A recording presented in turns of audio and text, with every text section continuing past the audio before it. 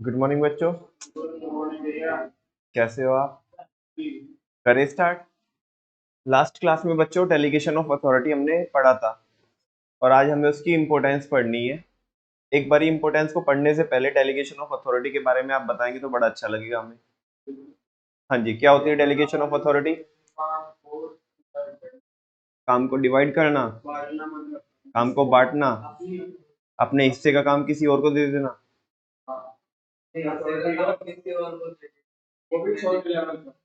गलत शब्द यूज कर रहे हो आप। अगर आप ऐसे बोलते हो ना कि अपने हिस्से का काम किसी और को दे देना, तो इन शब्दों से ये पता चलता है कि हम अपनी जिम्मेदारी से भाग रहे हैं। अपने हिस्से का काम किसी और को नहीं दे देना। जब मेरे को ओवरबर्डन हो जाओ, मैं ओवरबर्डन हो जाऊं या मेरे को लोड लगने लगे ज्यादा, तो अपनी कुछ पावर क्या करना, सबॉर्डिनेट को देना। शुरू वाले शब्दों में और इन वाले शब्दों में फर्क है उसमें कि अपने हिस्से का काम किसी और को दे देना, यानी कि इन शब्दों से लगता है कि मैं जिम्मेदारी से भाग रहा हूं। लेकिन जो काम मेरे को करना है, लेकिन किन्हीं प्रॉब्लम्स की वजह से, वर्कलोड ज्यादा होने की वजह से मैं वो अपनी पावर, है ना, किसके साथ शेयर कर रहा हूं, किसको दे रहा हूं, बांट नहीं रहा हूं। है ना, बांटने का मतलब किसी एक को बांटा नहीं जाता, किसी एक को देना होता है, ट्रांसफर करना होता है। समझ में आ रही है बात? तो जब हम ओवरलोड हो जाते हैं, ओवरबर्डन हो जाते हैं, ऐसा फील करते हैं, तो अपनी कुछ पावर अपने सबॉर्डिनेट को दे देना अपनी पर्सनल कैपेसिटी में, इसी को बोलते हैं delegation of authority.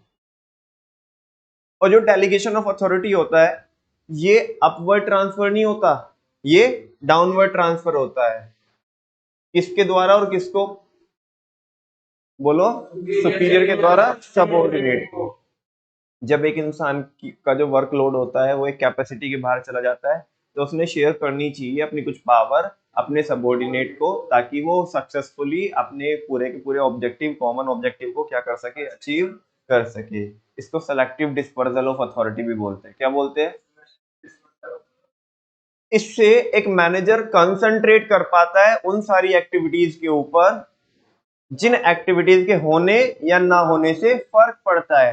Routine nature की जो चीजें है ना, जिनको सबऑर्डिनेट बड़े एफिशिएंटली संभाल लेंगे, उनको शेयर कर दी जाती है। बाकी मैनेजर अब जो मेन जो फोकस्ड एरिया है ना, उन पे क्या कर सकता है, कंसंट्रेट कर सकता है। जो बड़ी एक्टिविटीज है उन पर कंसंट्रेट कर सकता है, और इससे जो सबऑर्डिनेट है उसका मोटिवेशन लेवल भी इंप्रूव होता है कि देख, मेरे को वो काम करने मिला है जो कौन करता है। वैसे तो वैसे तो सर ही करते हैं ये काम हमेशा, लेकिन क्या है ना, मेरे ऊपर ट्रस्ट है तो थोड़ा उनके ऊपर लोड ज्यादा रखा है, तो मुझे दे दिया उन्होंने ये काम करने के लिए। तो उसका भी मोटिवेशन लेवल क्या होएगा, इम्प्रूव होएगा, और उसे नए एरिया के बारे में जानने का भी मौका मिलेगा। जो इंसान डेलीगेट करता है उसे डेलीगेटर, जिसको की जाती है अथॉरिटी डेलीगेट, वो डेलीगेट ही। ठीक है ना। और ये जो बेसिकली डीओए का कॉन्सेप्ट है, ये principle of division of work के ऊपर बेस्ड है। ठीक है।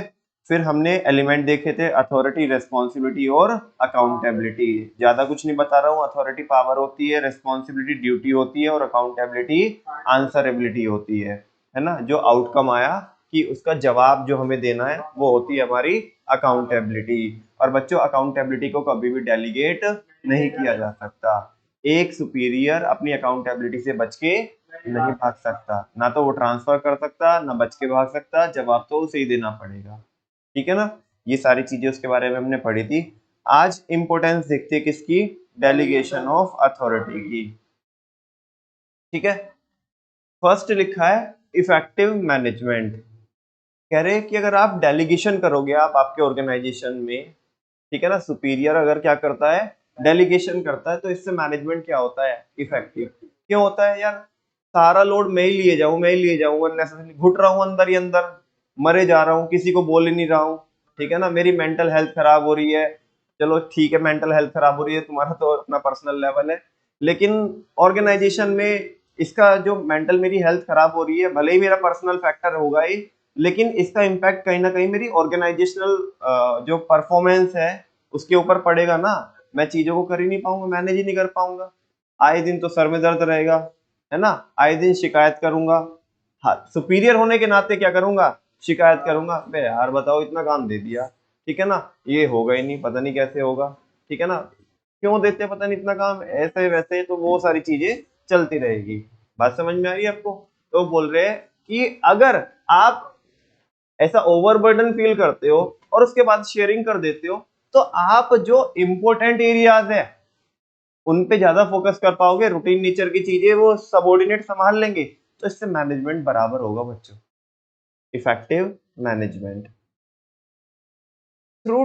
Through delegation top executives can give more times to do strategic planning. अरे आंटी अगर रूटीन नेचर की चीजें अपने सबऑर्डिनेट को दे देगी, तो अब आंटी ज्यादा किस पे फोकस कर पाएगी, स्ट्रेटेजिक चीजों पर, किस पर, जिनमें उनका इन्वॉल्वमेंट होना जरूरी है। जो बच्चों नॉर्मल काम है वो कोई भी कर लेगा, है ना, लेकिन जो स्ट्रेटेजिक काम है जिनमें आपको माइंड की जरूरत पड़ेगी, जिसमें आपको बड़े स्केल पे प्लानिंग करनी है ना, आपको बड़े डिसीजन लेने हैं, तो उनमें तो जो बंदा जिसके पास कैपेसिटी है, जिसकी, है ना, जिसके पास टैलेंट है, जो चीजों को संभाल सकता है, उसी की रिक्वायरमेंट पड़ेगी।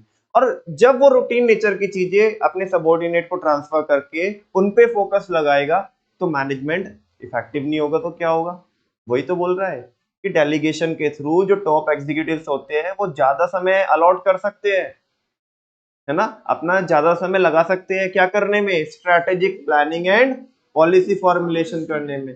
मैं छोटी छोटी छोटी छोटी छोटी छोटी चीजों में अगर जिंदगी भर लगा रहूंगा, हाँ बोलो ना, तो मैं ये कब देखूंगा कि मेरे को अपने बिजनेस को एक्सपेंड करना है कि डाइवर्सिफाई करना है, मेरे को अपने बिजनेस को इम्प्रूव कैसे करना है। ये दूसरे वाला जो कॉम्पिटिटर है ना, है तो छोटू सा, है ना, लेकिन बीच बीच में पिन चुभोते रहता है, तो इसको एक्वायर करना है या नहीं करना है, इससे पंगा लेना है या नहीं लेना है, या हम कुछ क्या करें, कुछ बड़ा क्रिएट करें, ये तो अपने आप ही क्या हो जाएगा, मार्केट से आउट हो जाएगा। तो ये सारे बड़े डिसीजन है बच्चों, ये हम कब ले पाएंगे, जब हम छोटी छोटी चीजों से फ्री होंगे।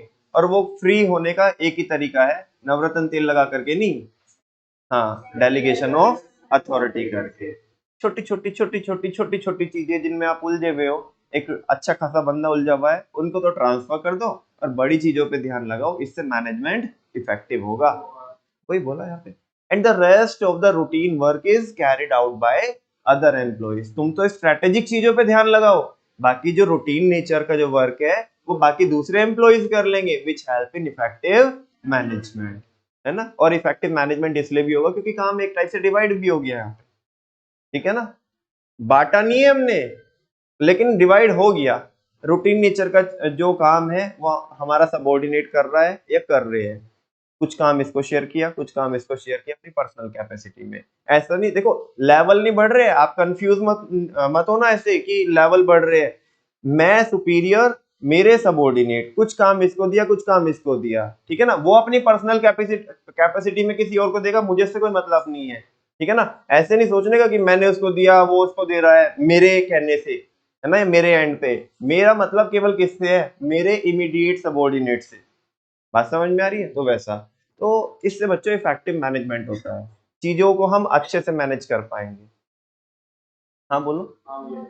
अब सिंपल सी बात है यार, जैसे टेस्ट चेकिंग है, ठीक है ना, अब टेस्ट चेकिंग मैं करता था पहले, मैंने की है, मतलब लगभग लगभग 8 साल हो गए, 7 साल हो गए मैं ही कर रहा हूँ टेस्ट की चेकिंग, ठीक है।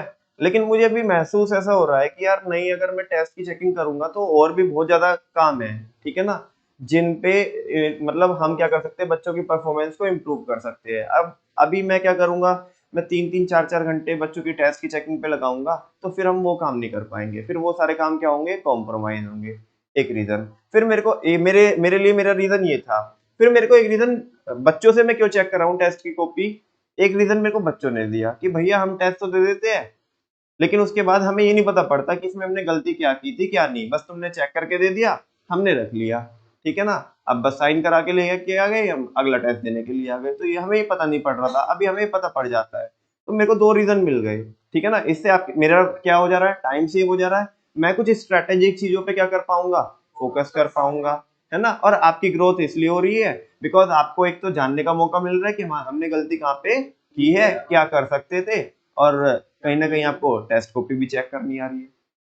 कभी फ्यूचर में आपको आपके जूनियर्स की कॉपी चेक करनी पड़ जाए, देखनी पड़ जाए, तो एटलीस्ट इतना तो नहीं होगा कि यार समझ में नहीं आ रहा कि क्या कैसे होती है, क्या होती है। हाँ करिए हमने चेक, है ना, अपने टेन्योर में 10 15 20 कॉपी चेक कर लेंगे हम, शेष और नो।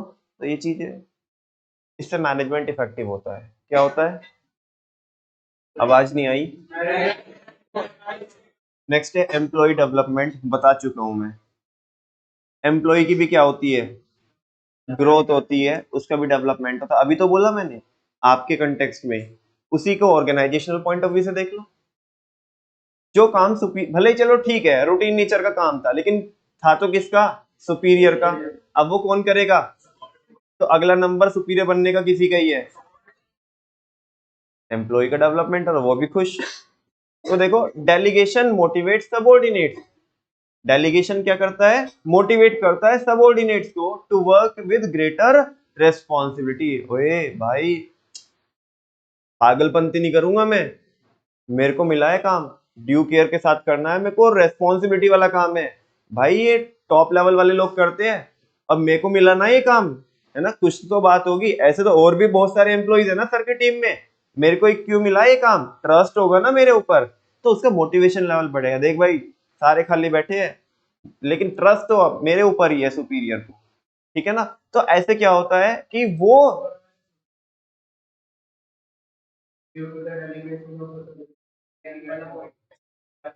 चलो, हाँ मेरे को मिस्टेक हो गई एक बारी, चलो ये देख लो अभी पहले, इससे फिर वो वाली हेडिंग पे आ जाएंगे, ठीक है, हालांकि वो मेरे से छूट गई। Motivation of employees, delegation motivate subordinate to work with greater responsibility. Delegation क्या करता है, मोटिवेट करता है किसको, एम्प्लॉइज को, कि वो ग्रेटर किसके साथ काम करे, रिस्पॉन्सिबिलिटी के साथ काम करे। उसे लगेगा कि यार हाँ, कि यार किसी बाकी सबको नहीं मिला, मेरे को मिला है, तो मेरी जिम्मेदारी बनती है कि मैं इसको बराबर से करूं, मतलब इसमें ऐसे कुछ भी मत करूं, मैं मेरे को ये क्या करना चाहिए, बराबर से करना चाहिए, ठीक है ना। Delegation shows the trust and confidence. Delegation क्या शो करता है, ट्रस्ट शो करता है, कॉन्फिडेंस शो करता है, किसका, सुपीरियर का, किसके ऊपर, सबऑर्डिनेट के ऊपर। It encourage the motivation level of employee, इससे उसका मोटिवेशन बढ़ता है। आगे आते हैं एम्प्लॉय डेवलपमेंट पे, छूट गई मेरे से हेडिंग, एम्प्लॉय डेवलपमेंट। बच्चों मोटिवेशन तो बढ़ता ही है उसका, उसे नई चीज भी सीखने का मौका मिलता है, तो इससे उसका क्या होता है, डेवलपमेंट होता है। Due to the delegation of authority subordinates get more opportunities. Subordinate को क्या मिलती है, ज्यादा अपॉर्चुनिटी मिलती है। अच्छा एक बात बताओ बच्चों, मार्केट के सेंटिमेंट्स अगर खराब भी हो रहे हैं, है ना, और मेरे सुपीरियर से मेरे को हमेशा हमेशा क्या मिलता था, कुछ ना कुछ काम मिलता था, वो कभी भी अगर परेशान होते थे ना, तो कभी मैंने उन्हें कुछ काम को मना ही नहीं किया, ठीक है ना। उन्हें पता था कि इस बंदे को देंगे काम तो ये कर देगा, और मैं कभी मना करता नहीं था, बिकॉज मुझे भी नई नई चीजें सीखनी थी। अब लेट सपोज मार्केट सेंटिमेंट्स खराब चल रहे हैं और हमारी कंपनी ले ऑफ कर रही है, अभी मेरे को तो बताने की जरूरत नहीं होनी चाहिए कि ले ऑफ क्या होता है, बोलो ना। हाँ जी, एम्प्लॉइज को कंपनी निकाल रही है, ठीक है ना, बिकॉज मार्केट के सेंटिमेंट अच्छे नहीं चल रहे, इकोनॉमिक्स में समझाऊंगा कि ऐसा क्यों, ठीक है। अब मार्केट के सेंटिमेंट तो अच्छे नहीं चल रहे और कंपनी क्या कर रही है, ले ऑफ कर रही है, क्या मेरा नंबर सबसे पहले लगेगा क्या, बोल दो, हाँ बोलो ना, मेरा नंबर सबसे पहले लगेगा, क्यों नहीं लगेगा मेरा नंबर सबसे पहले, क्योंकि बाकी तो सब खाली बैठे हुए दिख रहे हैं, मैं नहीं खाली बैठा हुआ दिख रहा हूँ।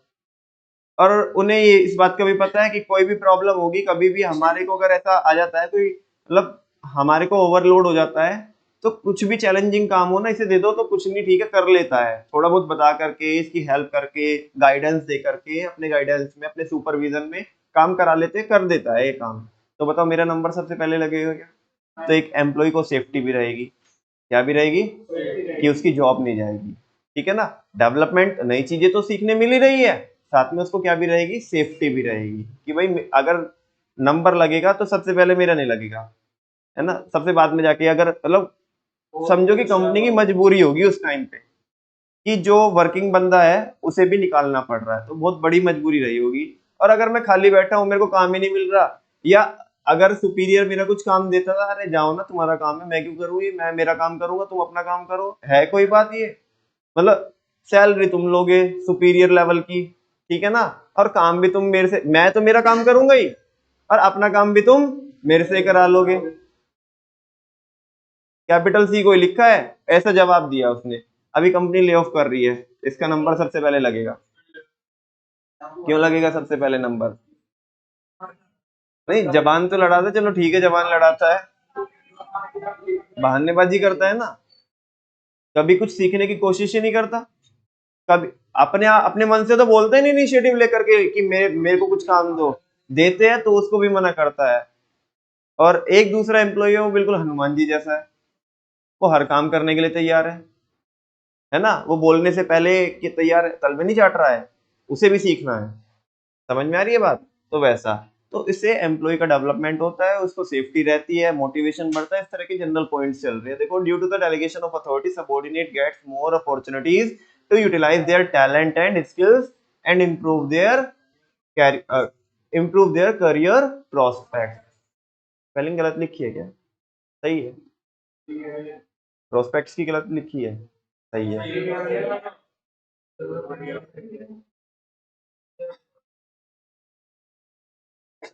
इसकी स्पेलिंग गलत है, ये है ना, वो कैरियर लिखा है और होता है करियर, है ना, तो कर देंगे हम सही। करियर प्रोस्पेक्ट्स, ठीक है ना, वापस से पढ़ता हूं। Due to the delegation of authority, subordinates get more opportunities to utilise their talent and skills and improve their career prospects. ठीक है, समझ आ गया आपको? वापस से हिंदी में बोलने की जरूरत है, बोलूं क्या? आगे, delegation helps to develop future management, ये तो बता दो आप, ये तो बन डेलीगेशन कर रहे हैं तो फ्यूचर के लिए किसको तैयार कर रहे हैं? सबऑर्डिनेट को तैयार कर रहे हैं, मैनेजर तैयार कर रहे हैं फ्यूचर के, क्योंकि इस पद के लिए आने वाला भावी उम्मीदवार कौन ही होगा अब, जिसे काम मिल रहा है। मान लिया हमें तो प्रमोशन मिलेगी, लेकिन हमारा प्लेस तो, हमारी जो पोजीशन है, हमारी जो जॉब है, वो तो वैकेंट हो जाएगी ना, और वो वैकेंट हो जाएगी तो फिर वो फिल किससे की जाएगी? जिसको काम मिलता था, जो करता था, या जिसको काम मिलता ही नहीं था और करता भी नहीं था। ठीक है ना, 3 हेडिंग हो गई। पहला, इफेक्टिव मैनेजमेंट होगा, दूसरा एम्प्लॉय का डेवलपमेंट होगा, तीसरा एम्प्लॉय का मोटिवेशन लेवल बढ़ेगा, चौथा हेल्प इन ग्रोथ, इससे ग्रोथ में भी हेल्प मिलेगी। कैसे मिलेगी? देखो, किसकी ग्रोथ तो हो ही रही है, एम्प्लॉइज की तो ग्रोथ हो ही रही है, साथ में ऑर्गेनाइजेशन की भी ग्रोथ होगी। ऑर्गेनाइजेशन की ग्रोथ कैसे होगी बताना? रूटीन नेचर का काम तो कौन कर रहा है? एम्प्लॉय। और हम स्ट्रेटेजिक काम कर रहे हैं, स्ट्रेटेजिक काम के करने से जो रिटर्न आएगी वो ज्यादा आएगी या कम आएगी? अरे हम स्ट्रेटेजिकली चीजों पे क्या कर रहे हैं, फोकस कर रहे हैं, तो हम नया बिजनेस बिल्ड कर रहे हैं ना। क्या कर रहे हैं? एक बात बताओ कि लेट सपोज काम वाली बाई को अपॉइंट करना है, किसको अपॉइंट करना है? मुकेश अंबानी बोल रहे हैं लाइन लगा के खड़ी हो जाओ, ठीक है, अपन लोग छाटेंगे, हम लेंगे 2-2 घंटे तुम्हारा इंटरव्यू, बस तो चला लिया बिजनेस। ऐसे नहीं होता यार, तुम इतना टाइम, मतलब मैं ये नहीं कह रहा हूँ कि ठीक है वो भी एक जॉब पोजीशन है, लेकिन उस काम को परफॉर्म करने में मुकेश अंबानी की जरूरत नहीं है। मैं तो बहुत ऊपर पहुंच गया, उसके नीचे तो बहुत सारे लेवल है, उनकी भी जरूरत नहीं है। ये काम कोई भी बंदा कर सकता है। और ठीक है, चलो ठीक है, आपने किसी वाहियात बंदे को ये काम करने को दे दिया, और एक काम वाली बाई गलत भी अपॉइंट हो गई, उसने यहाँ से बराबर से सफाई करनी थी, नहीं करी यार, तो कौन से तुम्हारे प्रॉफिट कम हो जाएंगे? बोलो ना, कौन सी तुम्हारी कंपनी बिक जाएगी? हाँ बोलो, कौन से तुम्हारी बैलेंस शीट बिगड़ जाएगी? आज नहीं हुई, कल को हो जाएगी, सुबह नहीं हुई, शाम में हो जाएगी। एक महीना नहीं हुई, गड़बड़ कर रही है, तो कोई बात नहीं, 1 महीने के बाद दूसरे एम्प्लॉय को, दूसरी काम वाली बाई को अपॉइंट कर लेंगे। लेकिन नहीं नहीं नहीं, यहाँ पे तो भैया ये तो मुकेश अंबानी रखेंगे अपने पास, तो कर लो फिर यही करना, ठीक है ना। बिजनेस नहीं करने का, फिर यही करने का। यार ये काम रूटीन नेचर का है, कोई और भी कर लेगा, है ना। अब मान ले तुमने ये काम को करने में टाइम गला दिया सारा, तो जो आपके लायक काम था ना, वो कोई और नहीं कर सकता। समझ पा रहे हो आप? सुपरवाइजर ये नहीं डिसाइड कर सकता कि हमें जियो फाइनेंशियल को अलग करना है कि नहीं करना है, जियो के लिए हमें 6G टेक्नोलॉजी पे काम करना है कि नहीं करना है। ये डिसीजन तो बेटा आप ही लोगे। बात समझ में आ रही है? और तुम अगर छोटे मोटे कामों में उलझे रहोगे तो बताओ फिर तुम्हारी ग्रोथ कहाँ होगी? तुम्हारी ग्रोथ तो रेस्ट्रिक्ट हो जाएगी, रुक जाएगी। तो दोनों की ग्रोथ की बात कर रहे हैं यहाँ पे, एम्प्लॉइज की ग्रोथ की बात हम कर चुके हैं, बाकी ऑर्गेनाइजेशन की ग्रोथ की बात इसमें देखो। With the help of delegation, training of employees can also be conducted which is helpful in facing future challenges and helps in the growth of the organization। इसने थोड़ा दूसरे एंगल से बोला है, मैंने आपको एक दूसरा पर्सपेक्टिव दिया है ना। मैंने क्या बोला है, आप ऐसा ऐसा जो मैंने बोला वो यहाँ पे कहीं पे भी नहीं लिखा हुआ है। मैंने कौन सा एंगल दिया ग्रोथ का, कि अगर तुम रूटीन नहीं है तो ऑर्गेनाइजेशनल, मैंने भी ऑर्गेनाइजेशन वाला पॉइंट दिया, और आप मतलब यहाँ पे भी लिखा कौन सा है, ऑर्गेनाइजेशन वाला। लेकिन मैं जो जिस एंगल से बोल रहा हूँ वो यहाँ पे नहीं लिखा है, यहाँ पे दूसरे एंगल से लिखा है। बोलो मैंने क्या बोला, कि अगर आप रूटीन नेचर की चीजों में उलझे रहोगे तो बड़े काम नहीं कर पाओगे, तो बड़े काम नहीं कर पाओगे तो आपकी ग्रोथ नहीं हो पाएगी। इसने बोला कि जब हम डेलीगेशन करते हैं तो एम्प्लॉय को, सामने वाले को थोड़ा बताना भी तो पड़ेगा ना, गाइडेंस भी तो देना पड़ेगा ना उसको, छोटी मोटी कोई ट्रेनिंग भी तो कंडक्ट कराई जा सकती है उसकी, या कराई जा सकती है क्या, करानी ही पड़ेगी आपको। हाँ भाई जब काम दे रहे हो आप उसे तो बताओगे कुछ तो गाइडेंस। लेट सपोज आपको वो काम करने में 10 घंटे लगते हैं और आपने वो काम सुपीरियर को, सॉरी सबॉर्डिनेट को क्या किया, ट्रांसफर किया। कोई बात नहीं, वो 15 घंटे में कर देगा, लेकिन 15 घंटे में भी करेगा, कुछ तो बताओगे। तुम 1 घंटा तो दोगे, अपना लोड करोगे कि भाई देखिए काम ऐसे ऐसे होगा, ये पूरा इसका ओवरव्यू है, ये इसका ब्लूप्रिंट है, पहले ये करना होगा, ये करना होगा। तुम्हारे 9 घंटे बच गए। तुमने अपना 1 घंटा तो अलॉट करोगे ऐसे ट्रेनिंग, या अपने आप नहीं अलॉट कर रहे हो तो अरेंज कराओगे, उसके ट्रेनिंग मॉड्यूल्स उसके अरेंज कराओगे कि भाई इस काम को करते कैसे हैं। अच्छा, तो जब हमारे एम्प्लॉइज इस लायक हो जाएंगे कि वो मोर चैलेंजिंग जॉब्स जो है उनको टैकल कर पाएंगे, उनको फेस कर पाएंगे, हाँ बोलो ना, तो हमारा लोअर लेवल का जो स्टाफ है, जो मिडिल लेवल का जो स्टाफ है, वो भी एक वैसी कैपेसिटी रखता है जितनी कैपेसिटी कौन रखता है, टॉप वाले। जितनी कैपेसिटी टॉप वाले रखते हैं। और जब हमारी टॉप टू बॉटम है ना, जो हमारी टॉप टू बॉटम है पूरा, जब वो सारे बंदे ऐसे हैं है ना, जो कैसा कैलिबर रखते हैं, टॉप वाला, भले ही मिडिल पे है भले ही लोअर पे है, लेकिन माइंडसेट क्या कैसा है उनका, तो बताओ आपके ऑर्गेनाइजेशन की ग्रोथ को भी रोक सकता है क्या? इसने ऐसा बोला। समझ में आ रही है बात? हालांकि जो मैंने बोला आप वैसा भी लिख सकते हो, कोई जरूरी नहीं कि मैंने जो लिखा है यहाँ पे वही लिखोगे आप, ठीक है। बिकॉज ये जो सब्जेक्ट है, ये सब्जेक्ट की एक खूबसूरती है कि जेनरिक सब्जेक्ट है। कैसा सब्जेक्ट है? आपके पास बस एक एंगल होना चाहिए, एक पॉइंट ऑफ व्यू होना चाहिए, और उसका रीजन होना चाहिए। आप लिख दो तो बराबर से मार्क्स भी मिलेंगे, और एक ओपन माइंड भी होता है हमारा कि हाँ भाई ये चीज ऐसे भी हो सकती है, रादर देन कि हम उस चीज को रट के और बस उगल आए। ठीक है, वैसा नहीं है। देखो, with the help of delegation, delegation की हेल्प से training of employees can also be conducted, training को क्या किया जा सकता है, कंडक्ट कराया जा सकता है। किसकी? एम्प्लॉइज की ट्रेनिंग को, which is helpful in facing future challenges, जो किसको फेस करने में हेल्प करेगी, इफेक्टिवली, ठीक है ना, and helps in the growth of the organisation.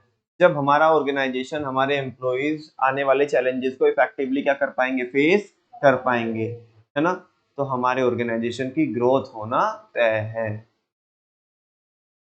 समझा क्या? पीछे भाई, आगे, ठीक है। नेक्स्ट है helps in creating management hierarchy. इससे ना मैनेजमेंट हायरार्की भी बनती है। क्या बनती है? क्योंकि विदाउट सुपीरियर सबॉर्डिनेट रिलेशनशिप के तो यही नहीं होता ना, डेलीगेशन ही नहीं होता। और अगर ये कॉन्टिन्यूसली होता जाएगा पर्सनल कैपेसिटी में, तो टॉप टू बॉटम आपकी क्या बन जाएगी, हायरार्की बन जाएगी, मैनेजमेंट की लाइन बन जाएगी कि नहीं बन जाएगी, कि भाई ये सुपीरियर, ये सबॉर्डिनेट, फिर ये सबॉर्डिनेट, फिर ये सबॉर्डिनेट। हाँ बोलो ना। और इसमें से जो आपके इनइफेक्टिव एम्प्लॉइज होंगे, है ना, या जो आपको हमेशा एक्सक्यूज देते होंगे, उन्हें आप क्या कर दोगे, साइड कर दोगे। और एक अच्छे लोगों की एक हायरार्की बन के आएगी। क्या करने से? डेलीगेशन करने से। क्या करने से? साथ में से ये भी पता चल जाएगा कि आपके कितने अच्छे एम्प्लॉई है और कितने नालायक है, ये भी पता चल जाएगा। हम्म हम्म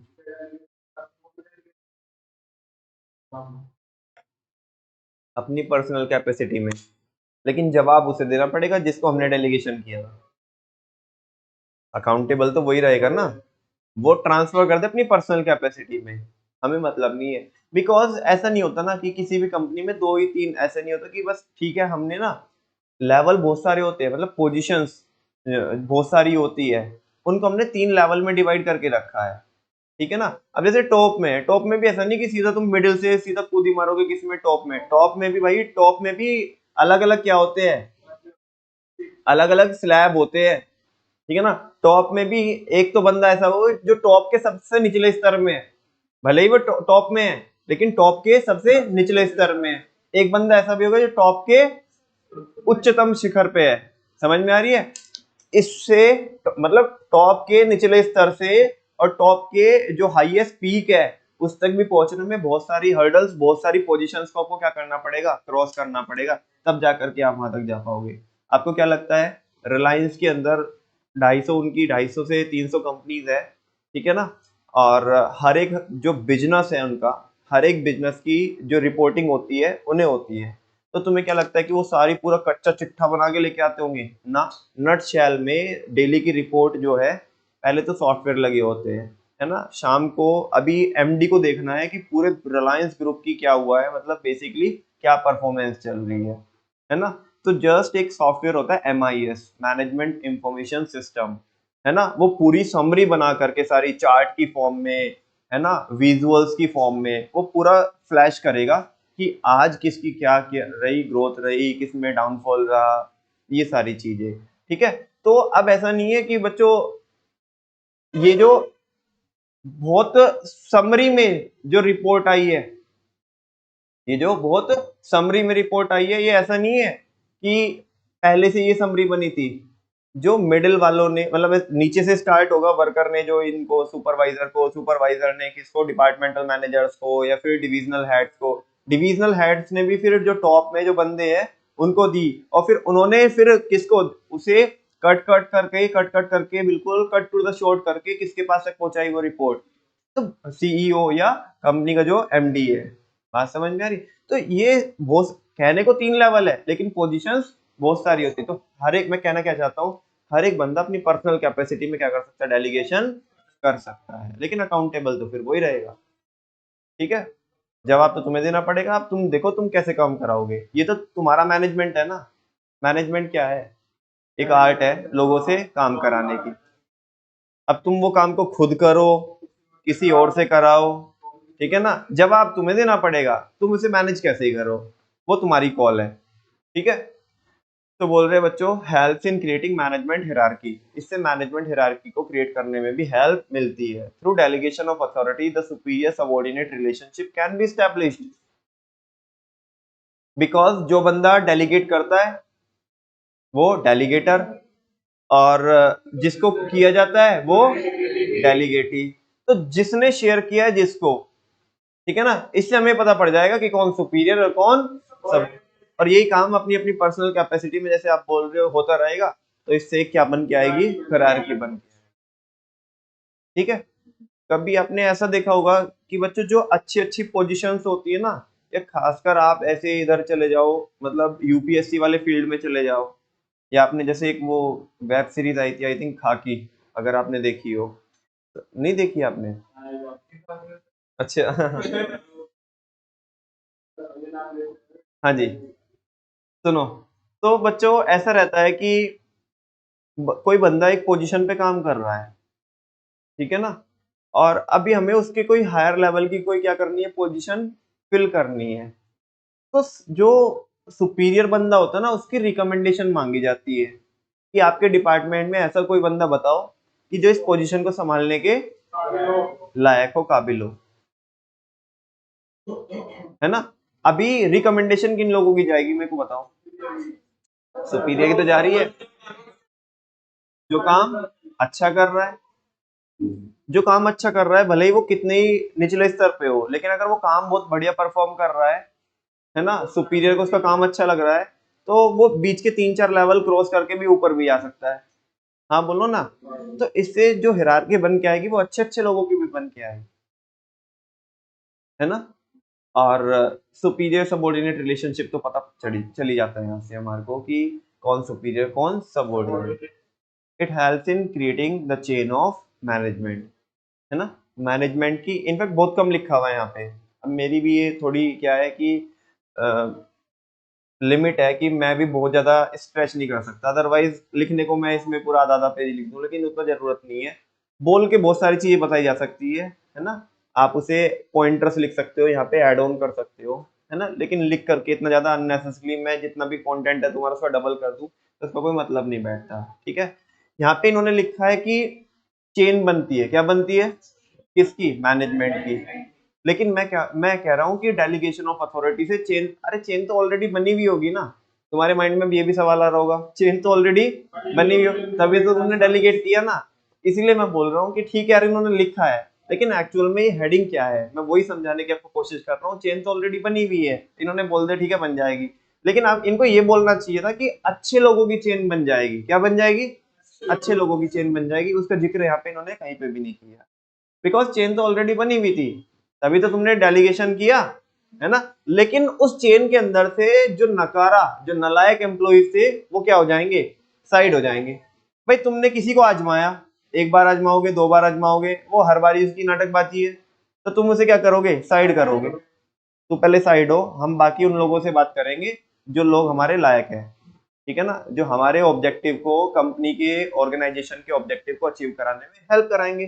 तो इनको ये बोलना चाहिए था यहाँ पे मैनेजमेंट हिरार्की तो बनती है, लेकिन अच्छे लोगों की हिरार्की बनती है, क्योंकि बाकी जो नलायक होंगे वो पहले ही साइड हो जाएंगे, ठीक है। फाइनली ये तो ब्रह्मास्त्र है हमारा, बेटर कोऑर्डिनेशन। एकदम से अगर काम ज्यादा भी आ गया, टेंशन लेने की जरूरत नहीं है, काम को डेलीगेट कर देंगे। और तुम देखो, ये देखो, आपने कभी कोई मशीनरी को चलते देखा है, जिसमें ऐसे मशीनरी के जो पार्ट्स होते हैं वो बिल्कुल फिट होकर के घूमते रहते हैं, वैसा ही है। इसके ऊपर बर्डन आएगा, कुछ ये काम क्या कर देगा, शेयर कर देगा, कुछ फिर अगले वाला अपनी पर्सनल कैपेसिटी में शेयर करेगा, और पूरा का पूरा जो चक्कर है, पूरी का पूरा जो असाइनमेंट है वो घूमता रहेगा, एक्टिविटीज कैरी ऑन होती रहेगी, कोऑर्डिनेशन बराबर रहेगा। मत करो तुम डेलीगेशन, लोड लेके बैठ जाओ, सर दर्द करके बैठ जाओ अपना, मत करना काम। तुम बहाने मारोगे, सुपीरियर बहाने मारेगा, सबॉर्डिनेट तो उसके पहले कूद के आएगा, अरे सर तुम्हारे पे नहीं हो रहा है साला, हम कैसे कर सकते हैं बताओ, हमारी क्या होगा, हम तुम्हारे ऊपर जा सकते हैं। उन्हें तो चाहिए कि काम ही ना करे वो, ठीक है। तो सुपीरियर को मदहोशी की हालत में नहीं जाना चाहिए। और मदहोशी की हालत में कब नहीं जाएगा, अगर वर्कलोड ज्यादा आ जाएगा तो, अगर वो डेलीगेशन करेगा। तो इससे ऑर्गेनाइजेशन में जो काम काज है वो चलता रहेगा, कोऑर्डिनेशन बना रहेगा। और तुम नाटकबाजी करो, तुम हल्का सा बोलो मेरे को बुखार है, लोग बोलेंगे हमारे टाइफाइड है, हमारे मलेरिया, सब कुछ हमारे है, ठीक है ना, मजा लेंगे वो। तो वैसा देखो, better coordination, delegation provides clarity in duties. Delegation क्या प्रोवाइड कराता है, ड्यूटी, जो भी जिसकी ड्यूटी है ना, उसमें उसको क्या मिलती है, क्लैरिटी मिलती है कि भाई मेरे को ये काम मिला है, मेरे को ये काम करना ही है, ठीक है ना। अच्छा, and avoid overlapping and duplication of work. और इससे किसको भी अवॉइड कर सकते हैं हम, ओवरलैपिंग को भी, और यानी कि एक काम क्या नहीं होगा दोबारा, बताना कैसे नहीं होगा।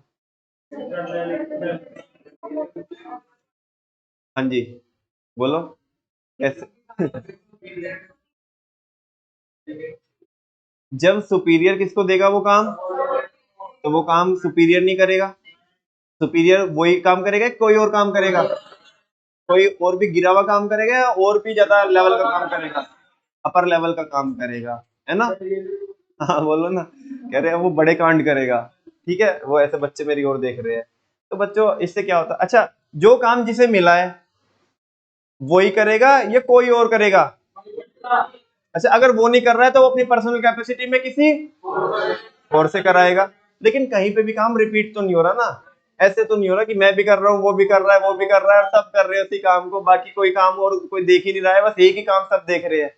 ऐसा नहीं होगा, तो इससे डुप्लीकेशन को अवॉइड किया जा सकता है, which help in establishing effective coordination among the level of management. इतना बढ़िया कोई पॉइंट नहीं था ये, ठीक है ना, जबरदस्ती घुसा है। मतलब कोऑर्डिनेशन का तो क्या है ना कि कोऑर्डिनेशन तो हर जगह है ना, कोई इतना वैलिड पॉइंट मुझे लगा नहीं है। ठीक है यार, लिख दिया तो ऊपर वाले पॉइंट अच्छे हैं, एक एक पॉइंट इसमें मिसिंग है, आप बता सकते हो? हालांकि मैंने आपको बताया, मतलब यहाँ पे उसकी बात नहीं करी। कहाँ पे? ना, एमटी में कहाँ लिखा है? अरे एक पॉइंट बोला था ना मैंने आपको अभी थोड़ी देर पहले, डेलीगेशन रहता है ना, तो एम्प्लॉय को सिक्योरिटी भी रहती है। क्या रहती है? वो अच्छा पॉइंट है, वो यहाँ पे लिखा नहीं है। अब नहीं लिखा तो जान दो, अब क्या एनसीईआरटी में नहीं लिखा तो मैंने भी नहीं लिखा, लेकिन बोल के तो बता सकता हूँ आपको कि अगर डेलीगेशन होगा तो एम्प्लॉयज को क्या रहेगी? सिक्योरिटी रहेगी कि उसकी जॉब नहीं जाएगी। ठीक है ना? हाँ बोलो ना। और सुनो, आप ये वाला पॉइंट है ना, एक मोटिवेशन ऑफ एम्प्लॉयज, यहाँ पे भी लिख सकते हो इस चीज को। जब किसी एक इंसान को ये पता है कि भाई डेलीगेशन होता है और मैं ये काम कर देता हूँ, तो उसे मोटिवेशन तो रहेगा। मोटिवेशन इस चीज का भी रहेगा कि भाई कुछ भी हो जाए मेरी जॉब नहीं जाएगी, या अगर जाएगी तो सबसे पहले मेरा नंबर नहीं आएगा, तो इस चीज का भी मोटिवेशन है, खुल के काम करेगा। लेकिन अगर मार्केट सेंटीमेंट अच्छे नहीं चल रही है, कंपनी ले ऑफ कर रही है, ठीक है ना, तो हमेशा इंसान घुट घुट के जिएगा, है ना। दूसरे भी बोल रहे हैं अरे क्यों कर रहा है काम बेटा मेरे को तो आ गई आज मेल, तुझे भी आज नहीं आएगी क्या? तुझे मेल कोई बात नहीं, शाम तक आ जाएगी, ठीक है ना, ज्यादा से ज्यादा, ज्यादा से ज्यादा, ज्यादा से ज्यादा कल तक आ जाएगी। तो ऐसा तो अच्छा, ये काम कर रहा है क्या? अरे क्यों ही कर रहा है, कल तो तुझे वैसे भी, ठीक है ना, फायर की तेरे को मेल मिलने वाली है, ऑर्गेनाइजेशन फायर कर रहा है सारे एम्प्लॉयज को, तेरा भी नंबर आने वाला है, तो घुट घुट के जिएगा, काम करेगा ही नहीं, मोटिवेशन नहीं रहेगा, डिमोटिवेशन रहेगा। लेकिन अगर डेलीगेशन हो रहा है, ये काम करता है बराबर से, अबे तू जाना, तेरा नंबर आ गया नालायक पहले, मेरा तो बहुत बाद में आएगा जा करके, वो भी मजबूरी में, मेरा नंबर पहले नहीं लगेगा। ठीक है, ये प्रैक्टिकली बता रहा हूँ, पता है इसको क्या बोलते हैं टेक्निकली? आईटी के फील्ड में क्या बोलते हैं? जैसे इन्फोसिस है या बाकी विप्रो कंपनी है, टीसीएस है, ये बहुत सारे एम्प्लॉयज को हायर करके रखती है ना। और बहुत सारे एम्प्लॉयज ऐसे होते हैं, है ना, उनमें से जो खाली रहते हैं, मतलब 3-3 4-4 महीने उनके पास कोई प्रोजेक्ट नहीं होता, वो खाली मजा मार रहे होते हैं वो, ठीक है ना, उनको बोलते हैं कि एम्प्लॉयज किस पर है? बेंच पे है। किस पे है? और पता है, जो एम्प्लॉय बेंच पे होते हैं ना, मतलब जो खाली रहते हैं, उन्हें ऐसे बोलते हैं कि एम्प्लॉयज बेंच पे है। ठीक है, तो जो एम्प्लॉयज खाली रहते हैं यानी कि बेंच पे होते हैं, उन्हें ना डर लग रहा होता है। क्या लग रहा होता है अंदर से? मजा तो ले रहे होते हैं वो, मजा इन द सेंस कि यार ठीक है चलो सैलरी आ रही है और काम नहीं करना पड़ रहा है, लेकिन अंदर ही अंदर उन्हें डर लगता रहता है ना। जैसे मार्केट के सेंटीमेंट थोड़े भी बिगड़े, मार्केट में डिमांड क्या हुई? एग्रीगेट डिमांड, आजकल हम पढ़ रहे हैं ना, aggregate demand, aggregate supply. Market में थोड़ी भी एग्रीगेट डिमांड क्या हुई? कम हुई, तो कंपनी को प्रोडक्शन क्या करना पड़ेगा? कम करना पड़ेगा, बिकॉज डिमांड नहीं आ रही मार्केट में, वो हम आज पढ़ेंगे वहां पे उधर। ठीक है, तो ऐसे में क्या होगा, इनके अंदर सबसे इस ज्यादा क्या होती है? धक धक धक धक होती है। क्यों? कह रहे अब आई मेल, अब आई मेल, अब आई मेल। ऐसा होता है कि एम्प्लॉय मजे ले रहा है, रात में मेल आ गई, सुबह उठ के देखा यू आर फायर्ड, कह रहे ये क्या हुआ? लेकिन जो एम्प्लॉयज प्रोजेक्ट पे है, वो चैन काम करते हैं दिन भर, और शाम को क्या करते हैं? चैन की नींद सोते हैं। उन्हें पता है कि भाई हम प्रोजेक्ट में, प्रोजेक्ट में से ऐसे बीच में से कैसे निकाल देंगे, नहीं निकाल सकते, कुछ भी हो। 20-30 हजार एम्प्लॉयज ऐसे खाली रहते हैं बड़ी बड़ी आईटी कंपनीज में, ठीक है ना, और उनको दगदग हो रही होती है आपस में। लोग, मैं तो पता है ना मेरे को कि लोग बात करते रहते हैं, तो उधर वो बताती रहती नैन्सी कि उसके कुछ फ्रेंड्स वगैरह है ना, तो वो बोलते रहते हैं कि यार ऐसे धक धक हो रहा है कि कभी तो, अभी जैसे तो वर्क फ्रॉम होम चल रहा है, कभी ऐसा लगता है कि अभी सारे ऑफिस लगभग खुलने वाले हैं, मतलब खुल गए, तो कुछ कंपनी के इंटीमेशन आ गए, कुछ के नहीं आए, है ना। तो जो लोग बेंच पे है ना, उन्हें ऐसा दग दग हो रहा है कभी हमारे को ऑफिस आने की मेल ही ना आए। उन्हें ऐसा भी दग दग हो रहा है कि बुलाएंगे नहीं, कह रहे वर्क फ्रॉम होम देना, बस वर्क फ्रॉम होम ही करो अब बस। बात समझ में आ रही है? अब सैलरी भी नहीं आएगी, अभी तक तो सैलरी आ रही थी, अब सैलरी भी नहीं आएगी। ऑफिस में केवल उन्हीं एम्प्लॉयज को बुलाएंगे जो किसी ना किसी प्रोजेक्ट में डिप्लॉयड है। बात समझ में आ रही है? तो ऐसा, तो उससे भी मोटिवेशन क्या होता है, अगर डेलीगेशन होगा तो मोटिवेशन बना रहेगा क्योंकि जॉब सिक्योरिटी है, और डेलीगेशन नहीं होगा तो मोटिवेशन भी नहीं रहेगा, जॉब सिक्योरिटी भी नहीं रहेगी। ठीक है ना। फाइनली एमटी देखो इसकी बच्चों, importance of delegation of authority की, एमडी ने एम्प्लॉइज की ग्रोथ और हायरार्की में कोऑर्डिनेशन डेवलप किया। बोलो आप। एमडी ने एम्प्लॉइज की ग्रोथ और हायरार्की में कोऑर्डिनेशन डेवलप किया। नींद तो नहीं आ रही आपको बच्चों? हर एक क्लास में मैं आपको ना एंटरटेनमेंट नहीं करा सकता, ठीक है? कुछ पॉइंट्स होते हैं टेक्निकल, उन्हें वैसे देखने होते हैं। अब मेरी मजबूरी है, तुम्हें सुनना ही पड़ेगा, ठीक है? अब मान लिया मैं इनमें भी इफेक्टिव मैनेजमेंट में भी मैं कुछ तुम्हें मसाला देने लगूं, तुम कहोगे इसका रोज का यही काम है, ये पढ़ाता कम है, एंटरटेनमेंट ज्यादा कराता है, ठीक है ना? तो कभी कभी ऐसा फील होगा आपको कि झपकी आ रही है, मतलब शटर डाउन हो रहा है ऐसे, ठीक है? डीपर लग रहा है, तो कोई बात नहीं यार, संभाल लो। कुछ टॉपिक्स ऐसे होते हैं, उन्हें ऐसे ही कराने होंगे। Finally M for management, effective management. D for development, employ development. MD ने employees employees employees motivation of employees. MD ने एम्प्लॉइज की growth growth help in growth growth और hierarchy, help in creating management hierarchy में coordination develop किया। Finally MD ने employees की growth और hierarchy में कोऑर्डिनेशन किया। M for effective management, D for employees development. MD ने एम्प्लॉइज मोटिवेशन एमडी ने एम्प्लॉइज की ग्रोथ और हायरार्की में helps in creating management hierarchy में कोऑर्डिनेशन डेवलप किया। Better coordination. इसी के साथ साथ बच्चों हमारा ये टॉपिक क्या हो जाता है, फिनिश हो जाता है। और ये जो चैप्टर है बच्चों अंतिम सांसें ले रहा है। जल्दी से एक बारी क्या देख लो, सेंट्रलाइजेशन और डिसेंट्रलाइजेशन देख लो। नमन भैया टाइम हो रहा है, फिर क्यों ले रहे हो आप इस टॉपिक को? बेटा छोटा सा टॉपिक है, ऑलरेडी पढ़ रखा है ना? तो 2-5 मिनट लगेगी, देख लो उसको, ठीक है? सेंट्रलाइजेशन क्या होता है बच्चों? Centralisation, concentration of decision making authority in few hands, है ना? पावर जो है उनका कंसंट्रेशन है, मतलब वो फोकस्ड है, एक ही जगह है या कुछ ही लोगों के हाथ में पावर है। पूरे ऑर्गेनाइजेशन को, पूरे ग्रुप को जो लीड करता है वो एक बंदा या कुछ ही बंदे क्या कर रहे हैं, लीड कर रहे हैं, सबके पास पावर। इसको बोलते हैं सेंट्रलाइजेशन। क्या बोलते हैं? ये देखो डायग्राम, इन सबको कंट्रोल कौन कर रहा है? ऊपर वाला। बात समझ में आ रही है? ब्लू वाला है ना, उसको साइज भी देखो तुम। कंसंट्रेशन क्या है? कंसंट्रेशन। नेक्स्ट है, इधर देखो, यहाँ पे क्या है? अच्छा, यहाँ पे भी एक कोई बंदा रहेगा ना, यहाँ पे भी एक कोई बंदा रहेगा ना? हाँ बोलो। और इसने पावर किसको डिस्ट्रीब्यूट करके रखी है?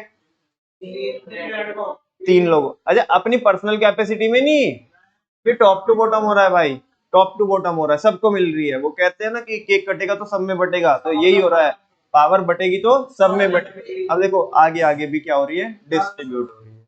बात समझ में आ रही है? लेकिन यहाँ पे इन सबको कंट्रोल ये एक ही बंदा कर रहा है। ये सेंट्रलाइजेशन है, नीचे वाला डिसेंट्रलाइजेशन। देखो centralisation, it refers to the concentration of decision making power at the top level of management। Centralisation का मतलब होता है डिसीजन मेकिंग पावर का कंसंट्रेशन होना, वो भी किसके हाथों में? हाँ, या तो ऐसे बोलो कि इन इन द फ्यू हैंड्स। और फ्यू लोग कहाँ पे होते हैं, लोअर में या टॉप में होते हैं?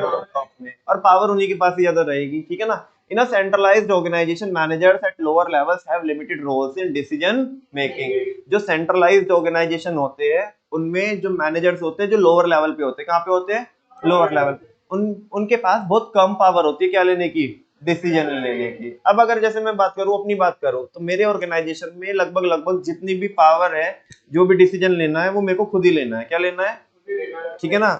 एक्सेप्ट वो टेक्निकल फील्ड में, टेक्निकल फील्ड में डिसीजन तो मेरे को लेना है कि क्या करना है क्या नहीं करना है, कि क्या इंप्रूवमेंट कराना है, लेकिन कैसे करना है वो तो वही टेक्निकल वाला बंदा देखेगा, है ना? लेकिन लगभग लगभग आप ये मान के चलो कि 95% 90 to 95% पावर मेरे ही हाथ में है। बिकॉज क्या है कि अभी सोल प्रोप्राइटरशिप में काम कर रहे हैं। किस में काम कर रहे हैं? Sole proprietor. उसके बड़े सारे फैक्टर है, वो हमने पहले भी देखे हैं, ठीक है ना। फिलहाल कह रहे कि they have to just execute the decisions taken at the top level. मैंने भी वही बोला, ठीक है, मेरे को टेक्निकल नॉलेज बहुत मिनिमलिस्टिक है, ठीक है ना। डिसीजन मेरे को लेना है कि मेरे को क्या कराना है टेक्निकली, बात समझ में आ रही है? टेक्नोलॉजिकल वाइज मेरे को क्या कराना है, लेकिन जो मैं बोलूंगा टेक्निकल बंदा करेगा तो वही ना। तो वो कह रहे कि उन्हें तो जस्ट क्या करना है, जो टॉप मैनेजमेंट ने क्या लिए डिसीजंस लिए, उन्हें क्या करना है, उसको एग्जीक्यूट करना है जस्ट, ठीक है ना। डिसेंट्रलाइजेशन देखो, it refers to the systematic distribution. वहां पे नहीं बोला था मैंने डिस्ट्रीब्यूशन, वहां पे बोला था शेयरिंग। बच्चों जब डिस्ट्रीब्यूशन की बात आती है तो ऐसा लगता है कि भंडारा चल रहा है, बात समझ में आ रही है? जब शेयरिंग की बात आती है तो शेयरिंग में भंडारा नहीं होता, शेयरिंग में उसी के साथ शेयर करते हैं जो हमारे बहुत क्लोज होता है। हाँ बोलो ना हाँ ठीक है, कह रहे पूरी क्लास में यही तो कॉन्सेप्ट है समझने वाला। तो देखो वहां पे शेयरिंग बोल रहा था, यहाँ पे क्या बोल रहा है, डिस्ट्रीब्यूशन बोल रहा है। कह रहा है it refers to the systematic distribution of decision making power. बात पूरी नहीं हुई। फ्रॉम टॉप टू, टॉप से लेके बॉटम तक सबको क्या होगा, सिस्टमेटिकली डिस्ट्रीब्यूट होगी पावर, उसी को बोलते हैं decentralisation. Note every organisation should be centralised, और प्रॉपर बैलेंस भी होना चाहिए। क्या भी होना चाहिए?